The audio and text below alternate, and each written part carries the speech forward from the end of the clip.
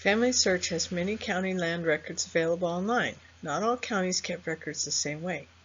Learning to read the indexes and then finding the actual land deed can be confusing. This video and the next video will show some examples to help you learn how to read the indexes and then find the land records. Before we learn how to find land records in Family Search, let's review what grantor and grantee mean. Grantor is the current owner, and they are the ones transferring the property to another person. Usually it is selling the property, but it might be transferring it to one of their children. Grantee is the person who is receiving the property. Now let's look at how to find land records in Family Search. Today I'm going to show you how to find land records in Family Search. This is the first example I'm going to show you. So we're going to go up here to Search. We're going to go to Catalog. I'm going to type in Crawford. Crawford, Illinois comes up. I'm going to say I want everything that's online. I'm going to go to Land and Property, and I'm going to click on this Deed Records. Now notice this is 1816 to 1859.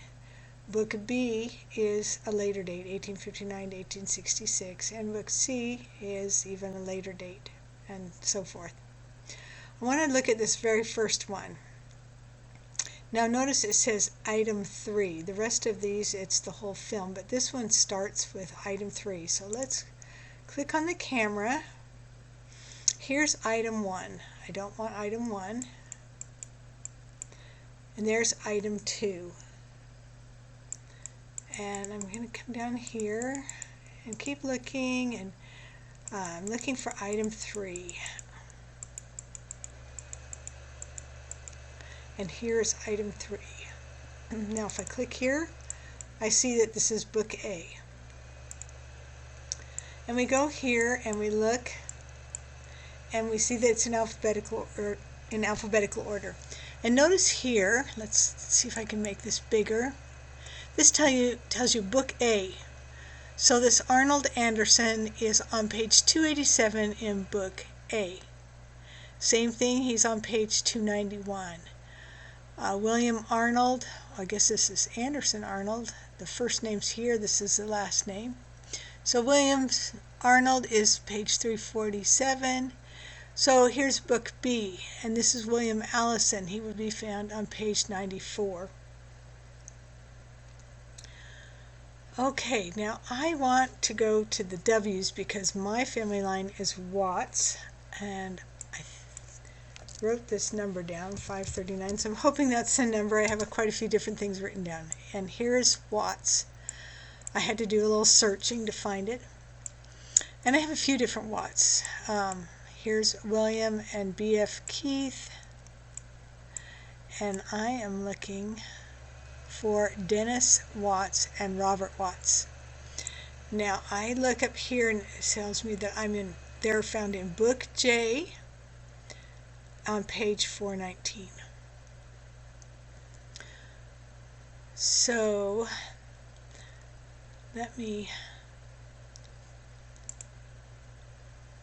okay, I found that. Here we go. I'm gonna explore this again. Okay, and I'm going to go back here to the land records, and I'm going to go to these deeds again. Now I am looking for Book J. Well, this is Book I, and this goes from Book I to Book K. So J has got to be in here. So let's go look at this book.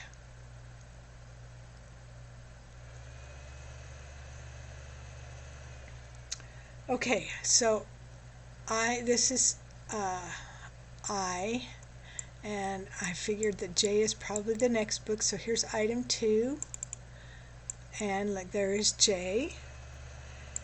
And so we go looking in J. Let's go over here, and we start having these records here. Now I went and looked. I had to kind of look around, and I knew it was got to be near the end. I think it was 253 is where I think I found it. Let me see if that gives me the page.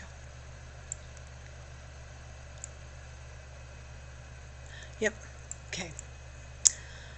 So here is page 419. It was on image 253. Now this gives me a date, 1856. Now I knew that I have relatives with Dennis Watts and Robert Watts, so I thought this was my family, and it is. So let's try to read this. This indenture made the 18th day of August in the year of our Lord 1856 between Robert Watts of the county of Crawford and state of Illinois of the first part, and Dennis Watts of the county of Crawford and state aforesaid of the second part. Witnesses that the said party of the first part and for in consideration of the sum of the $200 to the said party. Okay, I'm not going to go through and read all of this, but this is Robert Watts is selling to Dennis Watts, and it was for $200.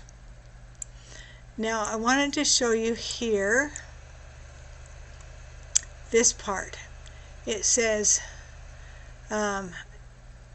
lying in the county of Crawford and state of Illinois, and known and described as follows, to wit: the northeast quarter of the southeast quarter of the section 23 in township 60 or 6 north of range 14 west, containing 40 acres, be the same more or less.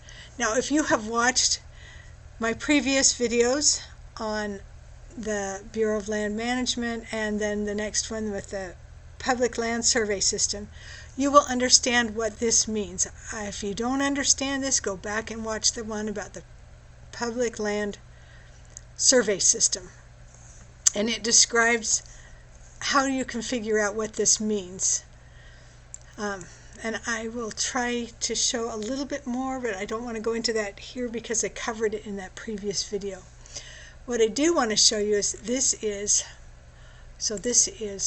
Robert Watts. Let me go here. I checked to make sure this was not sourced. This is my family line, Robert Watts and Nancy York, and they have a son, Dennis Watts. Let me go back here. I flip around a lot. So down here it's signed by Robert Watts and Nancy Watts. So they are selling property to their son, Dennis. Okay, so what I want to do is I want to attach this to them. So I want to show you how to do that, because I want to make sure that this source I can find it easy. I don't want to have to go through what I just went through to find it again. So I go here to Robert, and I'm going to click on his ID number. I'm going to come back here to this deed record. I'm going to say attach to the family. It says deed records, and I will say deed record between Robert and Nancy Watts to Dennis Watts in 1856. I think that's what it was. Let me look real quick. 1856, yep.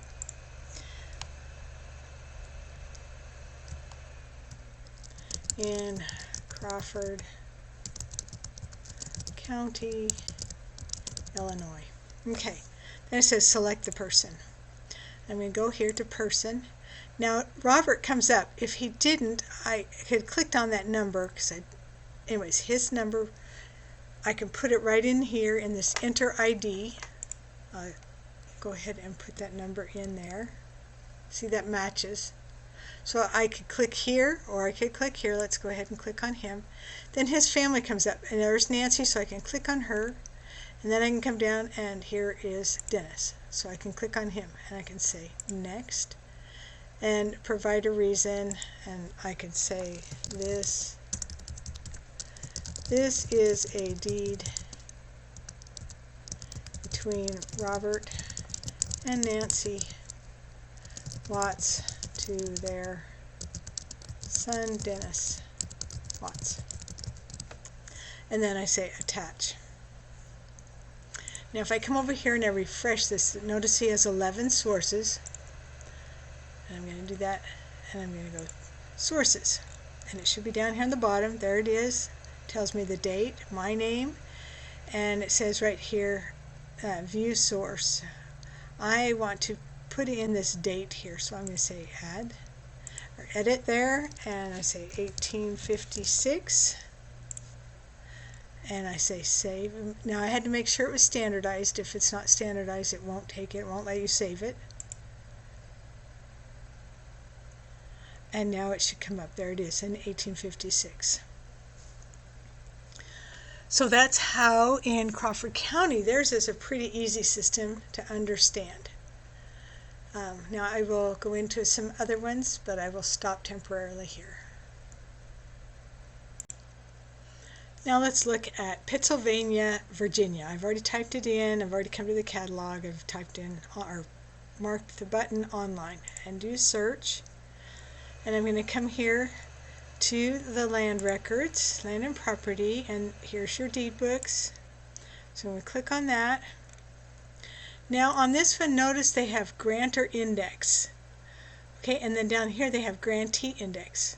So you can, in Pennsylvania, you can search the indexes for the person selling or the person receiving the property. We're going to look right here on the Grantor Index. We're going to search this film right here. Now notice that it starts out with A through D in 1767 to 1889. That's the beginning. I am going to be looking for Thompson's. Now one of the things I want to show you here is in this one, if you come down here, it tells you the names. Aaron, Abbott, Adams, Adkins, Aiken, Alderson, Allen, and Amos. And it tells you which page in this section. So if I go over one page, we should have Aaron and Abbott. So let's go here, okay.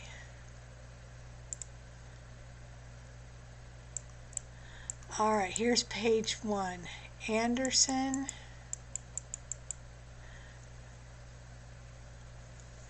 Now let's see what happened here. Did we have two pages right next to each other? I don't know what happened to this section. So let's go to this next one. Maybe they didn't index that. Here's Anderson on page 1, and there was an Anderson. So it does work. Here's Anderson on page 1. Now let's go back one page, and it says Anthony is on page 10. So we have Anderson's 1 through 9. So if we look here, here's 1. See, it's still Anderson's, and then Bannister Anderson, that happens to be one of my family members. Okay, and then let's just keep going. 3, 4, 5.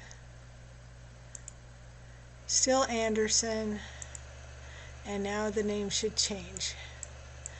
So Anglin, Anthony, Anthony. So the Andersons ended on that page before, so we can look at that. Now let's go back. So you've got this huge index A through D, but then in between you can check these names.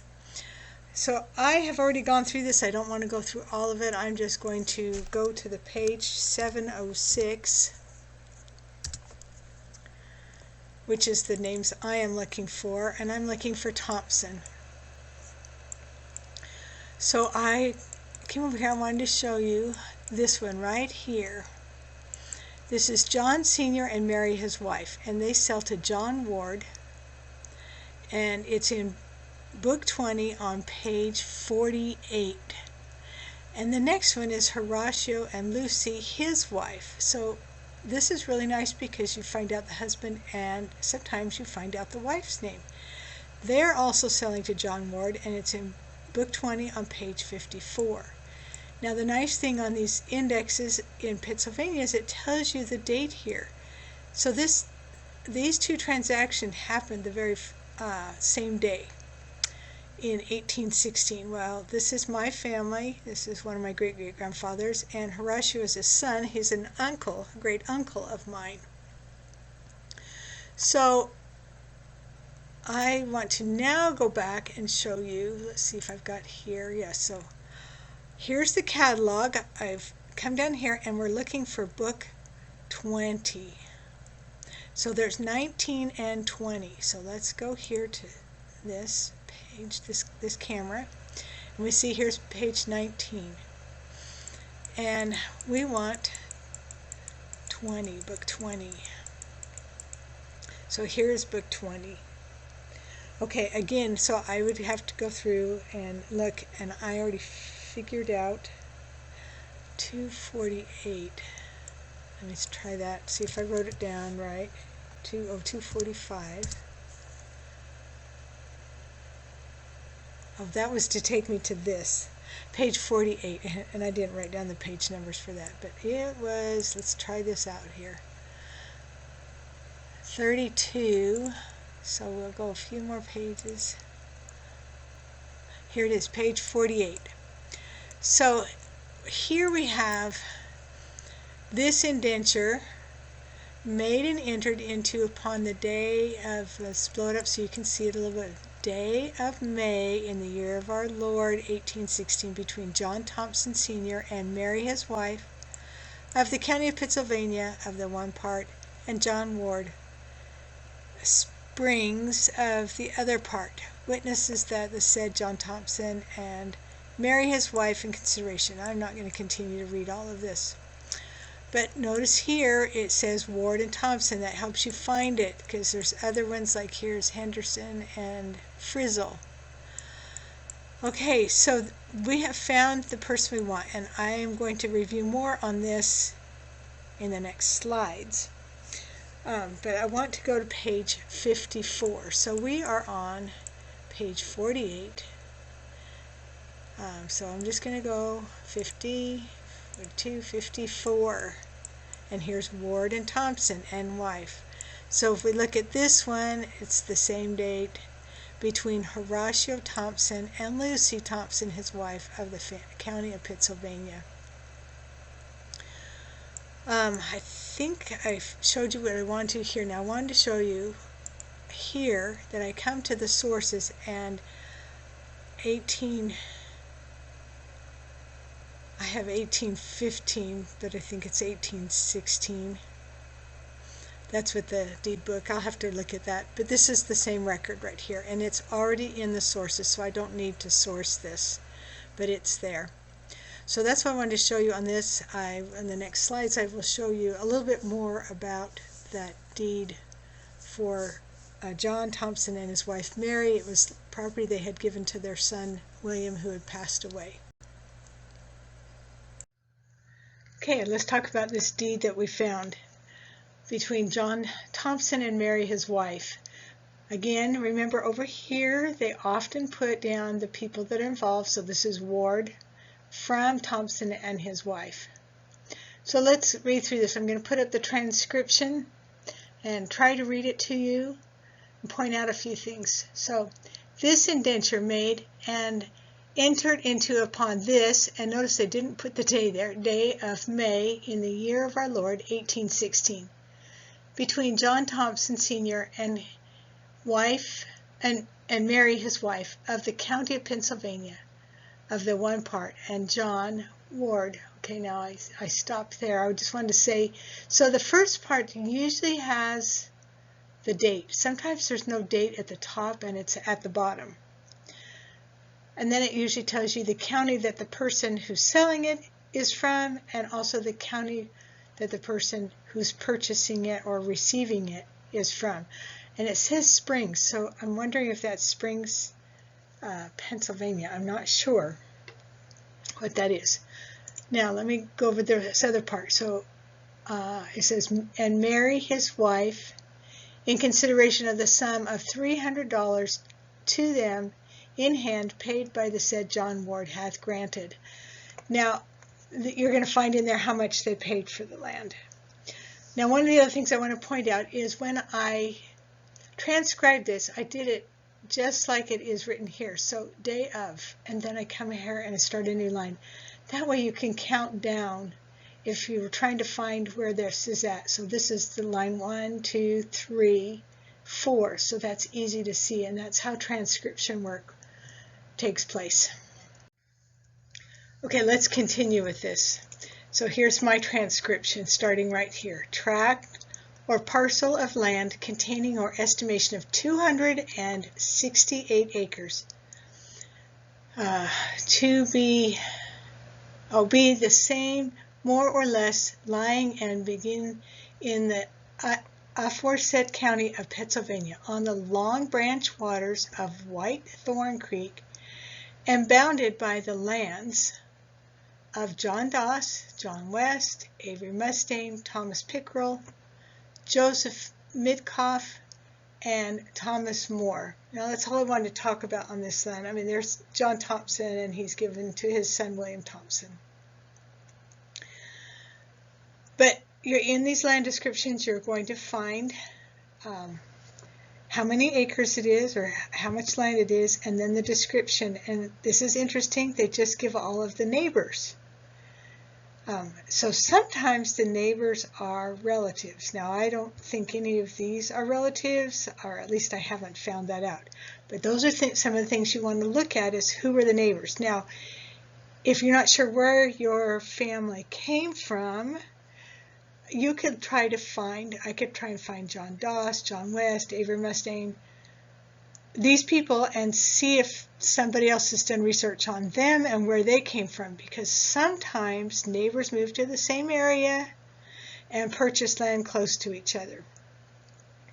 And so sometimes if you can't follow your line, if you can find people that live nearby, you can follow their lines, and sometimes it's a clue. That's kind of a big stretch, but sometimes it works. Okay, I wanted to show you the maps. I went to Google Maps. I typed in White Thorn Branch in Pennsylvania, Virginia, and it said on the Long Branch. And this is what comes up. White Thorn Creek, it gives me this is the creek right here, and it also said on the Long Branch. And if I see that, it says Long Branch. So somewhere in this area is the acreage that John Thompson was selling. Here's another little thing that says Long Branch Drive. Anyways, so sometimes in those descriptions you can kind of figure out the area where your relatives lived. Okay, this is the last part of that deed record. So let's go over a little bit of this. It says, and defend in witness whereof the said John Thompson and Mary his wife hath hereunto set their hand and affixed their seals the day and year above written, signed and sealed and delivered in the presence of John Thompson. So then we come down here and we see that this happened in the court held for Pennsylvania court on the 20th day of May of 1816. Now remember, above it said in May of 1815. So he sold it in 1815, but it's getting registered with the courts a year later in 1816. So I hope you understand a little bit better about deeds and the things that we can find in them. And this one's actually a really good one. I learned it gave me a document that John's wife was Mary. I had a record of her name Mary, but this proves it here, and that they had a son William. And then this gives us the date of the transaction, and then we find out kind of where the land was that they owned. This is the end of this video. The next video will show you how to look up land records in Clearfield, Pennsylvania, and in Barron County, Kentucky. Happy hunting!